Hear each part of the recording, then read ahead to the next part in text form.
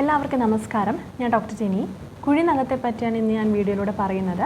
അപ്പം കുഴിനഖം എന്താണെന്നും നമുക്ക് ഹോം റെമഡീസ് ഉപയോഗിച്ച് അതെങ്ങനെ മാറ്റിയെടുക്കാം എന്നുള്ളതുമാണ് വീഡിയോയിൽ പറയുന്നത്.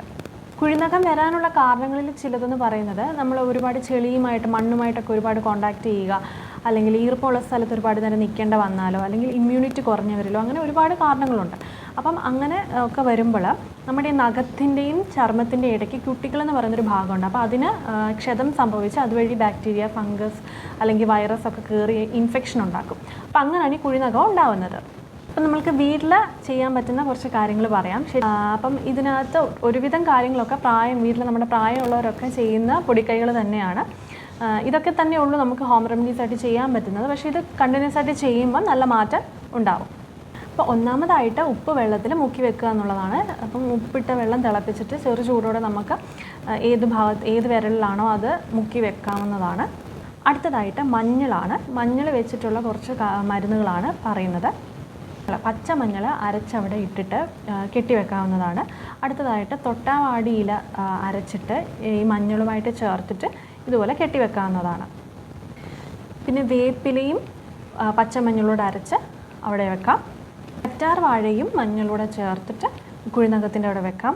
ചെറുനാരങ്ങയാണ്. ചെറുനാരങ്ങ നമുക്ക് രണ്ടായിട്ട് കട്ട് ചെയ്തിട്ട് അതിൻ്റെ ഒരു ഭാഗത്തിനകത്ത് നഖം ഇങ്ങനെ കുത്തിക്കയറ്റി വെക്കാവുന്നതാണ്. അത് നമുക്ക് രാത്രിയിൽ അങ്ങനെ കിടക്കുമ്പം വെക്കാം. ഒരു മണിക്കൂറോളം അങ്ങനെ വെക്കുന്നത് വളരെയധികം നല്ലതാണ്. ഉപ്പ് വെള്ളത്തിന് പോലെ തന്നെ നമുക്ക് ആപ്പിൾ സിഡർ വിനീഗറോ അല്ലെങ്കിൽ വൈറ്റ് വിനീഗറോ ഉപയോഗിച്ച് വെക്കാവുന്നതാണ്. അതായത് 2 ടീസ്പൂൺ ആപ്പിൾ സിഡർ വിനീഗർ എടുക്കുകയാണെങ്കിൽ കുറച്ച് വെള്ളം കൂടെ എടുത്ത് മിക്സ് ചെയ്തിട്ട് നമുക്ക് കുഴിനഖമുള്ള വിരൽ ഇറക്കി വെക്കാവുന്നതാണ്.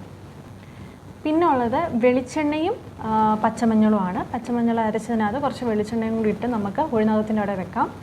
പിന്നെ വെളിച്ചെണ്ണയിൽ കർപ്പൂരവും കൂടെ കുറച്ച് ചാലിച്ചിട്ട് അവിടെ തേക്കാവുന്നതാണ്. അപ്പം ഈ എണ്ണ തേക്കുമ്പോൾ നമ്മൾ ഇങ്ങനെ ഇടയ്ക്കിടയ്ക്ക് ഇത് അപ്ലൈ ചെയ്യേണ്ടതാണ്. കുറച്ച് ഈ കർപ്പൂരവും എണ്ണയും കൂടെ മിക്സ് ചെയ്തിട്ട് ഒരു കണ്ടെയ്നറിനകത്ത് വെച്ചിട്ട് നമ്മളൊരു കോട്ടൺ ബഡ്സ് ഉപയോഗിച്ചിട്ട് ഇടയ്ക്കിടയ്ക്ക് ആ കുഴിനഖമുള്ള ഭാഗത്ത് തേച്ച് കൊടുക്കേണ്ടതാണ്.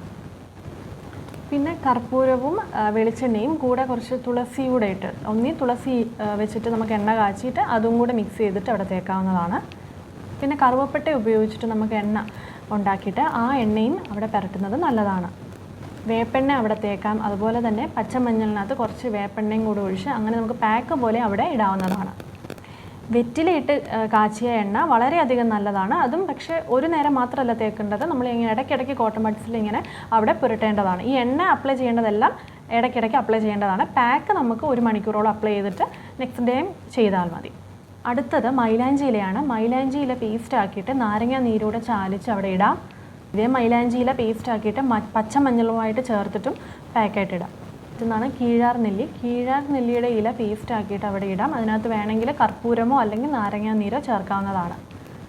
പിന്നെ നമുക്ക് ത്രിഫലത്തോട് അങ്ങാടിക്കടയിൽ വാങ്ങാൻ കിട്ടും. ത്രിഫലത്തോട് ഒരു 3 ഗ്ലാസ് വെള്ളം തിളപ്പിച്ചിട്ട് 1 ഗ്ലാസ്സായിട്ട് വറ്റിച്ചിട്ട് അത് അരിച്ചിട്ട് നമുക്ക് ചെറു ചൂടോടെ നഖം ഇറക്കി വെക്കാവുന്നതാണ്.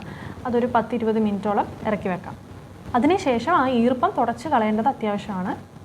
വെളുത്തുള്ളിയാണ്. വെളുത്തുള്ളിയുടെ പേസ്റ്റ് അരച്ചിട്ട് നമുക്കവിടെ ഒരു 20 മിനിറ്റ് വെക്കാവുന്നതാണ്.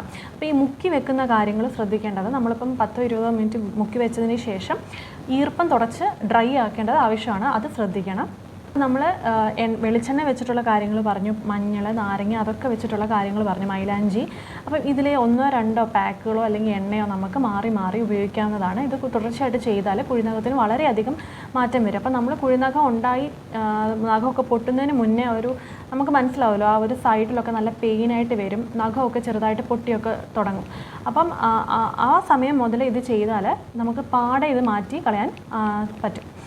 വീഡിയോ ഉപകാരപ്പെട്ടു ഞാൻ വിശ്വസിക്കുന്നു. കുഴിനഖമുള്ളവരെ ഇതിൽ 1-2 കാര്യങ്ങൾ ചെയ്താൽ നിങ്ങൾക്ക് നല്ല ഫലം കിട്ടും. എല്ലാവർക്കും വീഡിയോ ഉപകാരപ്പെട്ടെങ്കിൽ മറ്റുള്ളവരിലേക്ക് വീഡിയോ ഷെയർ ചെയ്ത് കൊടുക്കുക. ചാനൽ സബ്സ്ക്രൈബ് ചെയ്യുക. എല്ലാവരും സന്തോഷത്തോടെ ആരോഗ്യത്തോടെ ഇരിക്കുക. Thank you so much.